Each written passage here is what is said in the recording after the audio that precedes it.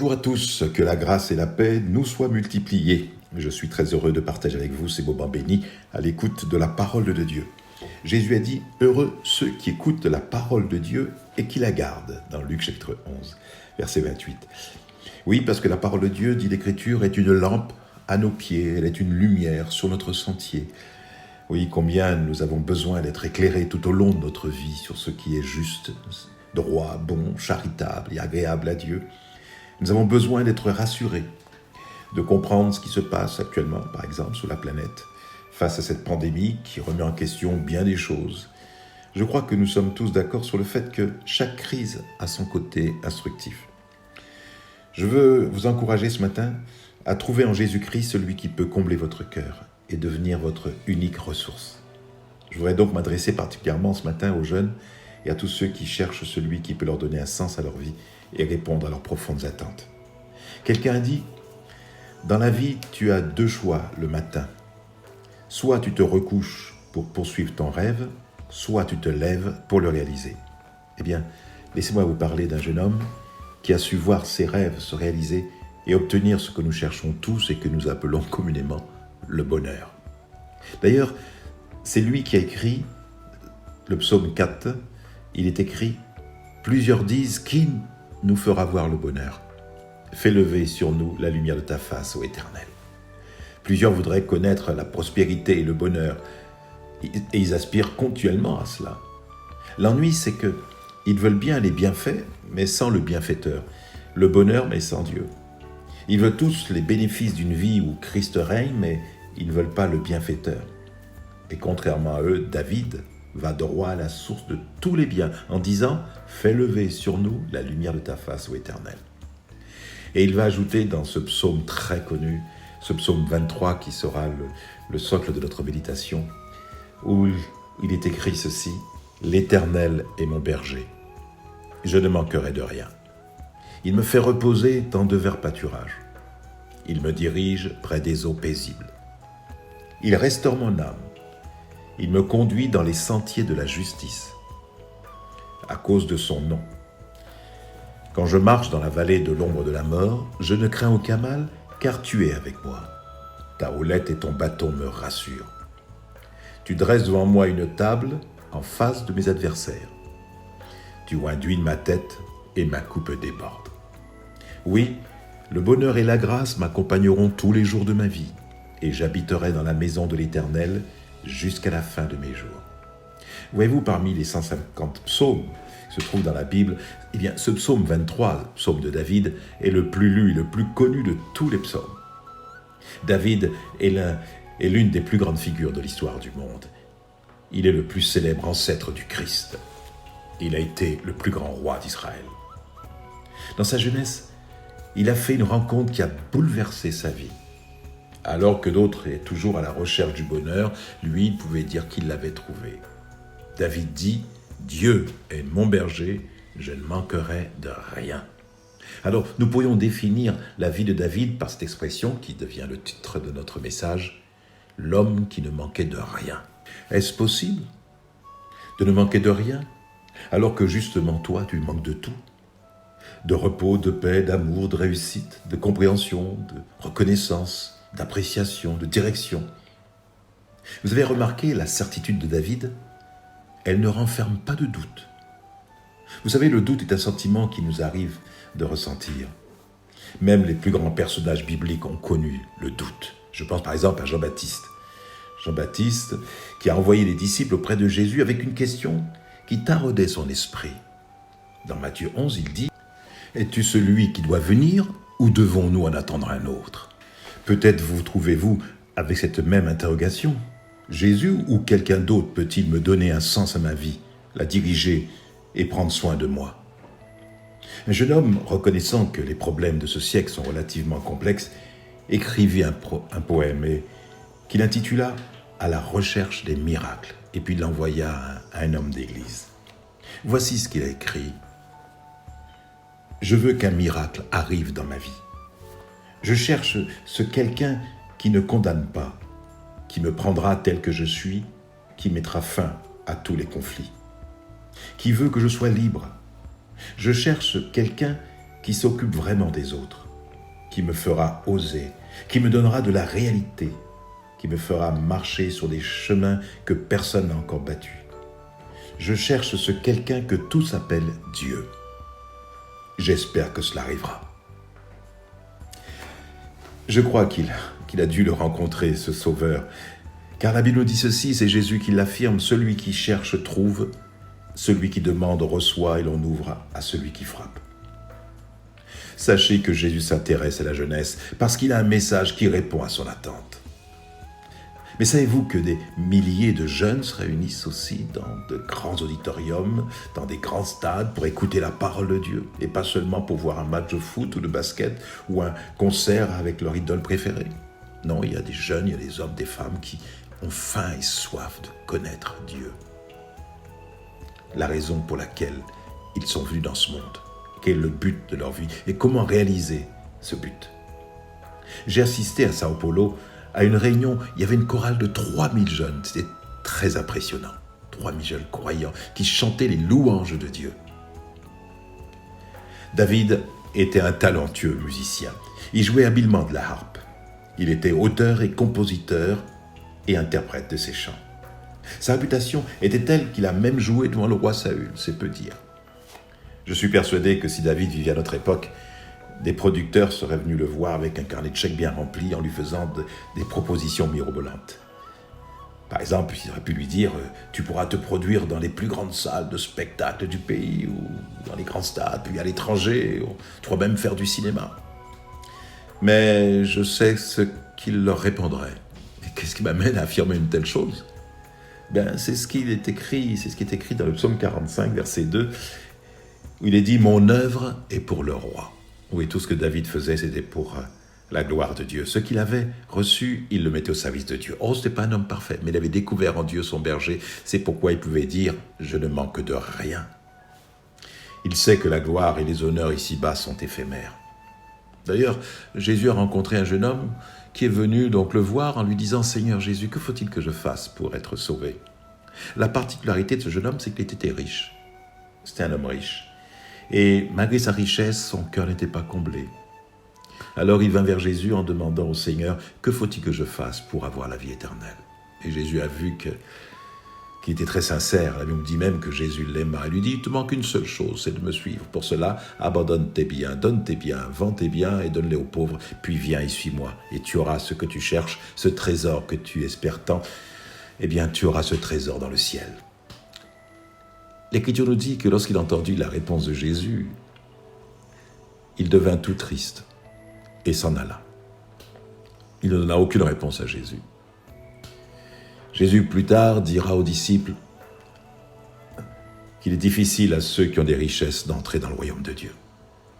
Il dira « La vie d'un homme, son bonheur ne dépend pas de ses biens. » Voyez-vous, certains jeunes pensent que si seulement ils pouvaient atteindre un niveau supérieur et avoir davantage de confort, une belle maison, une belle voiture, devenir célèbre, voyager, pouvoir dépenser sans compter, faire flamber leur carte bancaire, eh bien pour eux ce serait enfin le bonheur.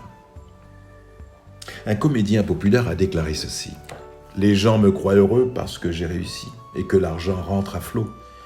Ils me félicitent pour cette fortune et ce succès tout neuf. Mais croyez-moi, dit-il, rien de tout cela ne me rend heureux. Je suis malheureux et je ne sais pas pourquoi. » La raison, c'est l'absence du bon berger. Dans Jérémie 2,13, le Seigneur dit par la bouche de son prophète « Car mon peuple a commis un double péché. Ils m'ont abandonné, moi qui suis une source d'eau vive, pour se creuser des citernes crevassées qui ne retiennent pas l'eau. » Jésus a dit « Sans moi, vous ne pouvez rien faire. Vous tous qui êtes fatigués, chargés, venez à moi, je donnerai le repos. C'est lui qui peut nous apporter véritablement le repos. » Une actrice avait connu au cinéma un succès tel qu'elle était devenue célèbre. Elle finit pauvrement, loin des faces d'Hollywood. Vers la fin de sa vie, elle écrivit une autobiographie, mais l'ayant achevée, elle le brûla en donnant la raison suivante avec amertume. « Personne n'a besoin d'un livre écrit par moi sur les moyens de ruiner sa vie. » À travers le psaume de David, il nous parle de cette rencontre avec Dieu qui a transformé sa vie. David a certainement fait cette rencontre avec Dieu dans ses champs lorsqu'il gardait les brebis de son père.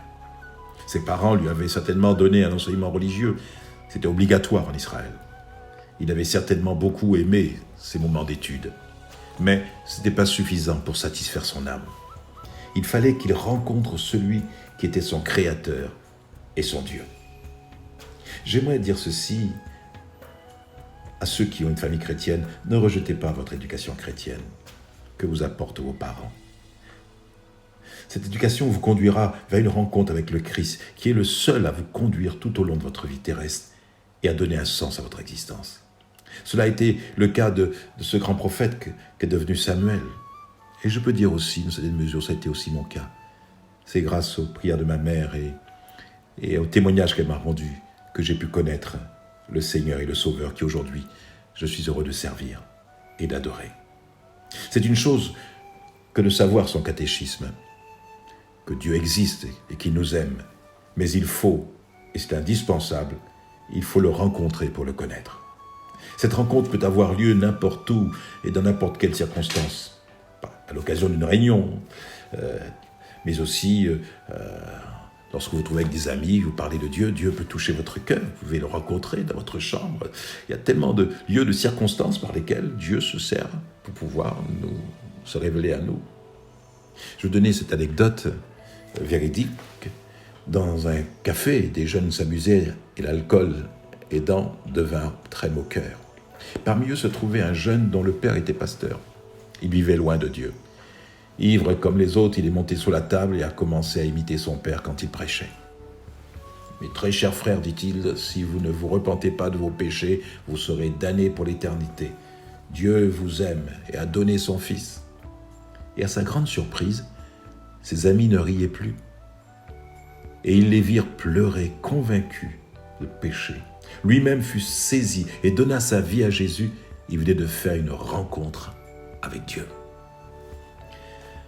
Cette rencontre peut être aussi sur un lit d'hôpital.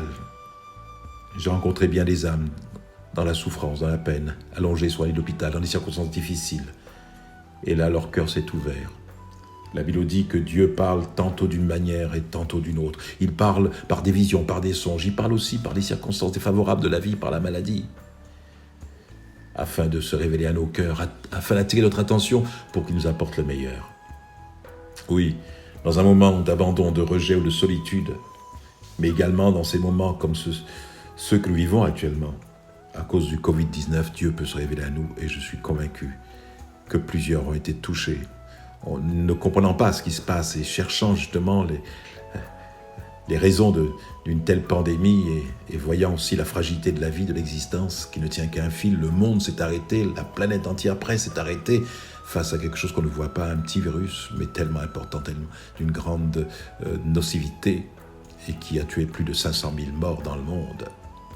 On réfléchit sur sa destinée éternelle, sur le sens de la vie et la fragilité de cette vie. Oui, Dieu est près de ceux qui ont le cœur brisé. Vous ne pouvez avoir une rencontre avec Dieu sans que votre existence en soit bouleversée. Voyons les bienfaits de cette rencontre que résume David dans ce psaume 23. Il dit « L'Éternel est mon berger ». David, jeune homme, gardait avec amour et sérieux les brebis de son père. C'était un berger, c'était un guide, c'était un protecteur, un nourricier pour son troupeau. Il s'en occupait tendrement. Exactement, c'est ce que cherchait son âme. Quelqu'un qui réponde à ses plus profondes aspirations, qui connaisse parfaitement ses besoins intérieurs les plus intimes. Il avait faim de paix, de repos, de droiture, de pardon, de protection, de réconfort, de joie, de délivrance et de salut. C'est ce qu'il exprime à travers ce psaume 23. Oui, l'Éternel est mon berger. Et remarquez bien, il dit « L'Éternel est mon berger », c'est le mien. Il ne sait pas ce qu'il en retourne pour les autres, mais en ce qui le concerne, il a fait son choix. Dieu est désormais son berger. Il te faut faire un choix personnel pour l'orientation de ta vie. Notre vie sera en fonction des choix et des décisions que nous prenons. David a fait le bon choix. Un jeune se suicide et on a trouvé sur le mur de sa chambre ce graffiti où il écrit « Je n'en peux plus, ma vie est un enfer ». Des articles dans les journaux, des émissions à la télévision ont analysé le phénomène du suicide. mais ils n'ont pas pu apporter de réelles solutions. En France, les suicides sont en constante augmentation. Chaque année, 12 000 à 15 000 morts par suicide et de 100 000 à 200 000 personnes tentent de se donner la mort. Le suicide est plus meurtrier que les accidents de la route. Le suicide est la première cause de mortalité en France pour les moins de 35 ans. C'est une forme particulière de tentation. Qui d'entre nous n'a pas été caressé par cette idée d'en finir avec la vie, ou plutôt avec une certaine forme de vie? Ceux qui sont tentés par cette idée d'en finir n'en veulent pas l'existence elle-même. Ils voudraient vivre, mais vivre heureux. Une jeune femme de 34 ans a eu recours à 7 tentatives de suicide en 10 ans. Elle a écrit ceci: « C'est un engrenage terrible, j'ai du mal à m'en sortir. » Un de mes amis a tenté de se suicider à cause d'une déception conjugale. C'est souvent une forme de fuite. On ne veut plus se battre, ou l'on ne peut plus se battre. On ne trouve aucun secours, personne ne vient à votre secours, car pensez-vous, personne ne peut comprendre ce que vous vivez. Dans l'Écriture, il est dit « Je lève les yeux vers les montagnes », dit le psalmiste, « d'où me viendra le secours ?» Ou alors Jérémie qui pouvait dire « Quand je pense à ma détresse et à ma misère, à l'absinthe et au poison, quand mon âme s'en souvient, elle est abattue au-dedans de moi. » Dans le psaume 132, David dit « Éternel, souviens-toi de David, de toutes ses peines. » Beaucoup de jeunes sont inquiets et soucieux, leur cœur est agité, désemparé, et souvent ils sont incompris par les adultes. Il y a un mal de vivre qui peut se traduire par un refoulement ou par un laisser-aller, qui se traduit par la drogue ou par une vie débridée, parfois par la violence. Un jour, un fils se disputait avec son père. Rempli de colère, il dit à son père « Si j'avais eu le choix, je ne serais pas né dans cette famille. » Le père lui répondit « Si tu nous l'avais demandé, on t'aurait dit non. » On rejette l'autorité, on casse, on vole, on en veut à la société, c'est un esprit de révolte. Pourquoi? Parce que ces jeunes ont peur de ne pas avoir d'avenir. J'aimerais te dire, ce matin, cesse de te lamenter et n'aie pas peur. Il existe quelqu'un qui a pour toi un avenir. David disait dans le psaume 31, verset 16, « Mes destinées sont dans ta main, ô Éternel. » Pourquoi? Parce qu'un jour, David avait fait de Dieu son berger. Je ne manquerai de rien. Et c'est vers cette expérience que Dieu veut t'amener. Avec Christ, tu es assuré de ne rien manquer. David disait, « Il me fait reposer dans de verts pâturages. » Eh bien, il veut te conduire vers des sources d'eau jaillissantes qui vont apaiser ton âme. Il est peut-être saugrenu de parler à des jeunes en leur disant qu'ils ont besoin de repos. Mais n'est-ce pas un besoin pour ceux qui ont un certain âge et dont la vie est chargée de fardeaux, de déceptions, de combats et de luttes incessantes? Pourtant, il ne faut pas se fier aux apparences. Les inquiétudes, les soucis, les déceptions n'ont pas d'âge. Les jeunes ont besoin de repos, non pas physique, mais le repos de l'âme, le repos du cœur. Combien de jeunes s'enfuient vers la drogue, l'alcool, les bancs, la violence, qui expriment un profond malaise ou un mal-être. Certains sont au seuil de la vie et n'ont plus envie de vivre. L'existence pèse sur eux comme un fardeau insurmontable. Ils ne savent pas comment s'en sortir. Cela ne va pas à la maison, ni à l'école, ni avec les copains, on se sent rejeté. Que d'inquiétude et d'agitation, comme le fera remarquer Jésus à Marthe, où Jésus dira à Marthe, « Marthe, Marthe, tu t'inquiètes, tu t'agites pour beaucoup de choses, sous-entendu éphémères. » La chose la plus importante, c'est que Marie a choisi la bonne part, de rester à mes pieds et d'écouter ce que j'ai à lui dire, la parole de Dieu. C'est souvent l'image de la vie que nous menons en fin de compte. Elle est centrée sur nous-mêmes, sur notre plaisir. C'est avec beaucoup d'agitation et de soucis que nous cherchons le bonheur dans les choses passagères qui ne durent pas. Saint Augustin, converti en l'an 386, a dit ceci, « Ô Dieu, tu nous as fait pour toi, et notre cœur sera inquiet jusqu'à ce qu'il repose sur toi. » Jésus a dit, « En vérité, je vous le dis, je suis la porte des brebis. Tous ceux qui sont venus avant moi sont des voleurs et des brigands, mais les brebis ne les ont pas écoutés. Je suis la porte. Si quelqu'un entre par moi, il sera sauvé. Il entrera et il sortira et il trouvera des pâturages. Le voleur ne vient que pour dérober, égorger, détruire. Moi, je suis venu afin que les brebis aient la vie et qu'elle l'ait en abondance. Je suis le bon berger donne sa vie pour ses brebis. Vous savez, le diable, lui, qu'est-ce qu'il fait, nous dit Jésus? Il vient pour dérober votre vie, vous détruire en vous conduisant par un esprit de désespoir. Il vous a fait croire que la liberté des mœurs, que les plaisirs en tout genre combleraient votre cœur, mais vous êtes resté vide et souillé. La liberté sexuelle a rendu les jeunes blasés. Une jeune fille de 16 ans a écrit ceci. « La vie doit valoir plus que ce que j'en ai vécu. Quelle vie pourrie. On s'embête à l'église, on s'embête en classe, alors on s'éclate les week-ends, on vadrouille et dans l'alcool. Si on a envie, on couche, on fume, quelques joints, on renifle un peu de cocaïne et surtout, on fait des booms et tout ça, pourquoi? Ça finit toujours en déprime. On se sent toujours rejeté, coupable, solitaire. Il paraît que la vie, c'est la liberté. Alors pourquoi je me sens prisonnière? Pourquoi est-ce que rien de ce que je fais ne me rend heureuse? Je suis sûre que je ne serai jamais satisfaite. Ah, Jésus a pourtant dit, si quelqu'un a soif, qu'il vienne à moi et qu'il boive. Celui qui croit en moi, des fleuves d'eau vive couleront de son sein. Non, si vous venez à Christ, tout désespoir disparaît. Je prends l'exemple du fils prodigue dont nous raconte Jésus dans cette parabole, qui est parti à la recherche du bonheur, l'argent plein les poches et le cœur plein de projets. Il est parti loin de son père, et il a dissipé tous ses biens qu'il avait reçus en héritage dans la débauche, dit l'Écriture. C'est vrai qu'on le dit que l'argent ne fait pas le bonheur. Et pourtant, la course effrénée vers l'argent passionne un nombre toujours grandissant de personnes qui se précipitent vers les jeux de hasard et qui sont beaucoup plus nombreux que jamais.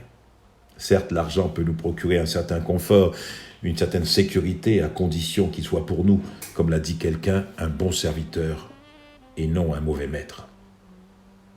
Avec de l'argent, on pouvait acheter, disait quelqu'un, un beau lit, un bon matelas, mais pas le sommeil. Une excellente nourriture, mais pas l'appétit. De magnifiques bijoux, mais pas la beauté. Avec l'argent, on peut acheter les meilleurs médicaments, mais pas la santé.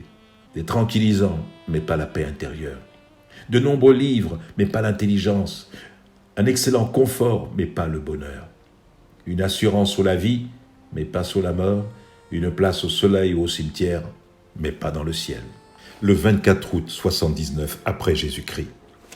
L'un des volcans les plus dangereux d'Europe, le Vésuve en Italie, est entré en éruption. Les deux villes situées au pied du volcan, Pompéi et Herculanum, furent détruites. Parmi les découvertes qui ont été faites dans les ruines de Pompéi, se trouvait une femme en train de ramasser dans son tablier des bijoux, des bracelets et divers articles de joaillier. D'autres riches, avertis de l'imminence de la catastrophe, avaient pu s'enfuir en laissant leur fortune derrière elles, comme une chose sans valeur en comparaison de la vie. Mais elle, cette femme, espérant sauver les deux, retarda le moment de sa fuite et fut engloutie dans le désastre. Revenons au fils prodigue. Eh bien, l'aventure de ce jeune homme fut un désastre. Il est revenu déçu et démuni. La Bible dit « J'attendais le bonheur et le malheur est arrivé. J'espérais la lumière et les ténèbres sont venues. » C'est vrai, ce fils prodigue aurait pu prendre ce texte comme sa propre expérience. En Irlande, à Dublin, dans un tramway en marche, un insecte est pris au piège derrière les vitres relevées et mêlait son beau d'ornement au bruit des conversations et du véhicule. Le receveur s'en aperçut et au lieu de chasser l'intrus, il fit stopper le tramway. Puis, s'adressant aux voyageurs, il leur dit « Excusez-moi de vous infliger ce retard, mais cet insecte est un éphémère. Il sera mort demain matin. Je ne veux pas qu'il passe en prison la seule journée de sa vie. » Les vitres furent alors baissées et le captif prit son essor vers l'air libre. Les éphémères ressemblent à des petites libellules. À l'état d'adulte, ils ne vivent que quelques heures, ce qui explique le nom qui leur a été donné, éphémère. Voltaire disait « La plupart des hommes meurent sans avoir vécu ». Bossuet, qui est un homme d'église, évêque et prédicateur et écrivain français, a dit « Il y a des gens qui commencent à vivre lorsqu'il faut cesser de vivre ». ou plutôt qui ont cessé de vivre avant de commencer. Oui, que d'efforts inutiles pour réussir sa vie. Que d'efforts inutiles pour se libérer de ses liens, ses péchés, par exemple à l'égard des passions dont on est esclave et dont on n'arrive pas à se défaire. Vous me direz peut-être, mais j'ai déjà enfreint la loi de Dieu, que vais-je faire ? David a connu ce sentiment de culpabilité. Lui aussi s'était laissé entraîner par les appétits de son corps avec la femme d'un de ses soldats. Écoutez ce qu'il dit dans le psaume 51. « Il n'y a rien de sain dans ma chair à cause de ta colère. Il n'y a plus de vigueur dans mes os à cause de mon péché. Car mes iniquités s'élèvent au-dessus de ma tête, comme un lourd fardeau. Elles sont trop pesantes pour moi. Mes plaies sont infectes et purulentes par l'effet de ma folie. Je suis courbé, abattu au dernier point. Tout le jour, je marche dans la tristesse, car un mal brûlant dévore mes entrailles. Il n'y a rien de sain dans ma chair. Je suis sans force, entièrement brisé. Le trouble de mon cœur m'arrache des gémissements. Seigneur, tous mes désirs sont devant toi, et mes soupirs ne te sont point cachés. Mon cœur est agité, ma force m'abandonne, et la lumière de mes yeux n'est plus même avec moi. Mes amis et mes connaissances s'éloignent de ma plaie, et mes proches se tiennent à l'écart. Dieu, aie pitié de moi dans ta bonté. Selon ta grande miséricorde, efface mes transgressions. Lave-moi complètement de mon iniquité et purifie-moi de mon péché. Car je reconnais mes transgressions, et mon péché est constamment devant moi. J'ai péché contre toi seul, et j'ai fait ce qui est mal à tes yeux. En sorte que tu seras juste dans ta sentence, sans reproche dans ton jugement. Je t'ai fait connaître mon péché, je n'ai pas caché mon iniquité. J'ai dit, j'avouerai mes transgressions à l'Éternel, et tu as effacé la peine de mon péché. Oui, Dieu a restauré son âme. Il dit, il restaure mon âme, c'est-à-dire Dieu a remis en état son âme. Il existe un remède pour le cœur brisé par le péché, une guérison pour le cœur meurtri. Il existe une possibilité que toutes les fautes que j'ai commises soient effacées. David l'a découvert, au point qu'il peut dire qu'il me conduit dans une vie désormais de droiture. Venez à la croix, c'est là que vos péchés vous seront pardonnés. Et vous pourrez dire comme David, il me conduit dans les sentiers de la justice à cause de son nom. En 1967, un jeune homme du nom de Charles Murray s'entraînait à l'université de Cincinnati aux États-Unis en vue de l'épreuve qui se disputerait aux Olympiades de l'été 1968 pour le plongeon de haut vol. Un ami chrétien avait passé des heures à partager l'évangile avec lui. Charles n'avait pas été élevé dans un foyer chrétien, ce qui faisait que l'histoire de Jésus le fascinait. Il commença même à poser des questions concernant le pardon des péchés. Un jour, son ami chrétien lui demanda s'il était prêt à mettre sa confiance en Christ pour être sauvé. Sa réponse fut un non catégorique. Comme il s'entraînait pour les Jeux Olympiques, Charles avait des privilèges pour aller et venir à la piscine de l'université. Un soir, entre 22h30 et 23h, il décida d'aller nager et pratiquer quelques plongeons. C'était une nuit claire du mois d'octobre. La lune était brillante. La piscine de l'université avait une toiture transparente, ce qui faisait que la clarté lunaire éclairait l'intérieur. Charles grimpa au plongeoir le plus haut pour faire son premier saut. C'est à ce moment-là que l'Esprit de Dieu commença à le convaincre de ses péchés. Tous les passages de l'Écriture qu'il avait lus affluèrent à sa mémoire. Il se tenait sur la planche pour plonger, écarta les bras pour retrouver son équilibre, regarda vers le mur et là, il vit son ombre projetée par la lumière de la lune. Elle avait la forme de la croix. Il ne put supporter davantage le fardeau de ses péchés. Son cœur se brisa et là, il s'assit sur le plongeoir et demanda à Dieu de le pardonner et de le sauver. C'est alors qu'il mit sa foi en Jésus-Christ. Soudain, quelqu'un alluma les lumières. L'employé était venu pour contrôler la piscine.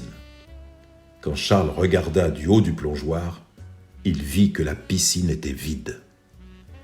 Toute l'eau avait été vidée pour réparation.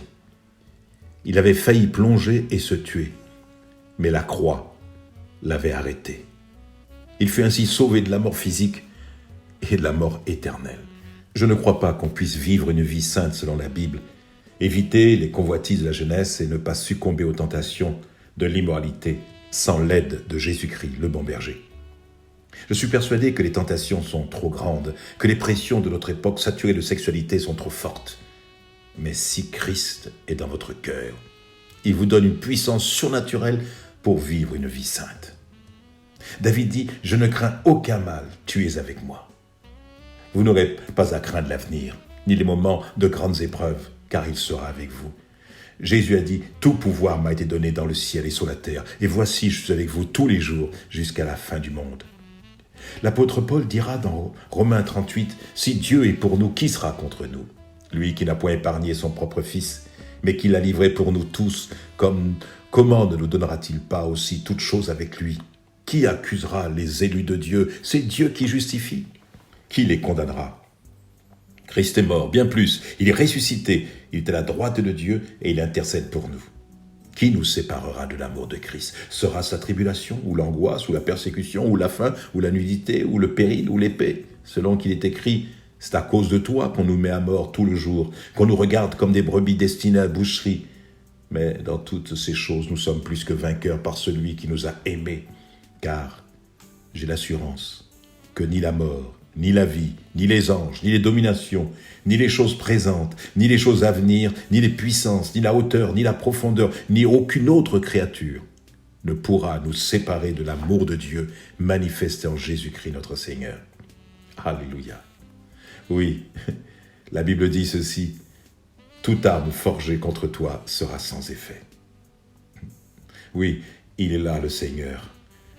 À tes côtés, je ne crains aucun mal. Quand je marche dans la vallée de l'ombre de la mort, je ne crains aucun mal, car tu es avec moi.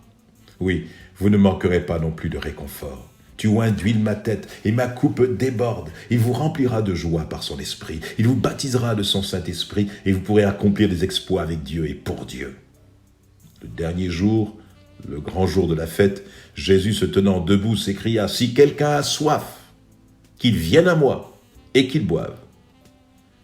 Celui qui croit en moi, des fleuves d'eau vive couleront de son sein. » Et puis quelle espérance a-t-il découvert en Dieu, dit David. Il dit « J'aimerais habiter dans la maison de mon Dieu pour toujours. » Il a la certitude d'habiter dans la maison de Dieu. Jésus nous prépare une place dans sa maison. Dans Jean 14, 1, il est dit « Je vais vous préparer une place, et lorsque je m'en serai allé et que je vous aurai préparé une place, je reviendrai. Et je vous prendrai avec moi, afin que là où je suis, vous y soyez aussi. Vous savez où je vais, et vous en savez le chemin. » Thomas lui dit « Seigneur, nous ne savons où tu vas, comment pouvons-nous en savoir le chemin ?» Jésus lui dit « Je suis le chemin, la vérité et la vie. Nul ne vient au Père que par moi. » Jésus veut devenir ton berger et conduire ta vie. Il a des choses à accomplir dans ton existence. Il a des projets pour toi qui sont des projets de paix, de joie. Il connaît les projets qu'il a préparés, projets d'avenir et d'espérance. David ne soupçonnait pas ce que Dieu pouvait faire de sa vie. Mais le jour où il lui a donné les rênes de son existence, les rênes de son cœur, il a vu ce que Dieu a pu faire de lui, ce grand roi d'Israël. Et cet homme dont nous avons les psaumes qui nous aident à adorer, à louer, à célébrer notre Seigneur. Oui, aucune œuvre poétique n'a été autant utilisée par l'Église à travers les siècles que les psaumes de David. Winston Churchill a déclaré « Il y a tant à faire dans le monde et si peu de temps pour l'accomplir. » Eh bien, vous qui m'écoutez, vous êtes jeune, eh bien, confiez vos années à Christ et vous verrez ce que vous pourrez accomplir pour lui et avec lui.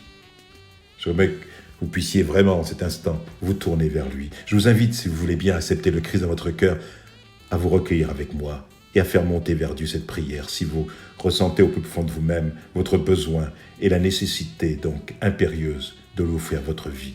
Vous pouvez dire, Seigneur Jésus, je veux faire de toi mon bon berger. Je veux que tu sois celui avec lequel je ne manque de rien. Tu m'invites à venir vers toi, car tu as dit, je ne mettrai pas dehors celui qui vient vers moi. Tu as donné ta vie à la croix. Tu as souffert pour moi, pour mes péchés. Ta parole me dit que le châtiment qui me donne la paix est tombé sur toi. Merci pour la paix que tu m'accordes. Je te reçois en cet instant comme le sauveur de mon âme. Je te reconnais comme le Seigneur de ma vie. Que ton Saint-Esprit vienne habiter en moi et fasse de moi une personne nouvelle. Je veux que les choses anciennes disparaissent et que je devienne une personne nouvelle.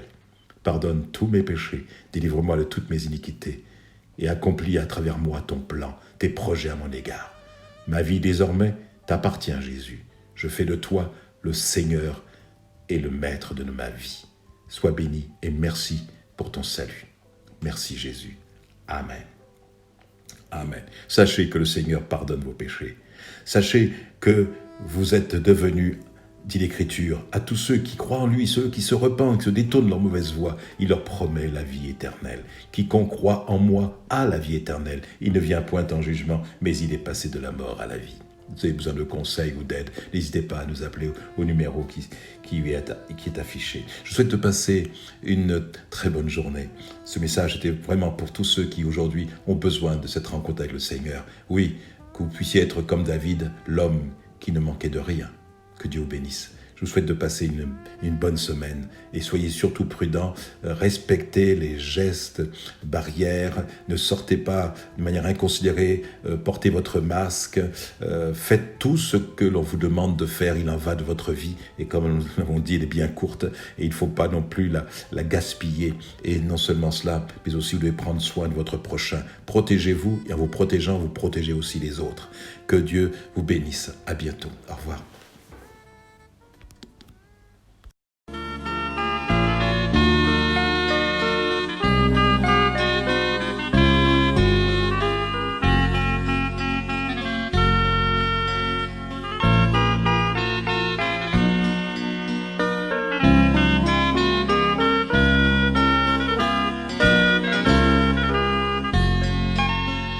L'Éternel est mon berger, je ne manquerai de rien.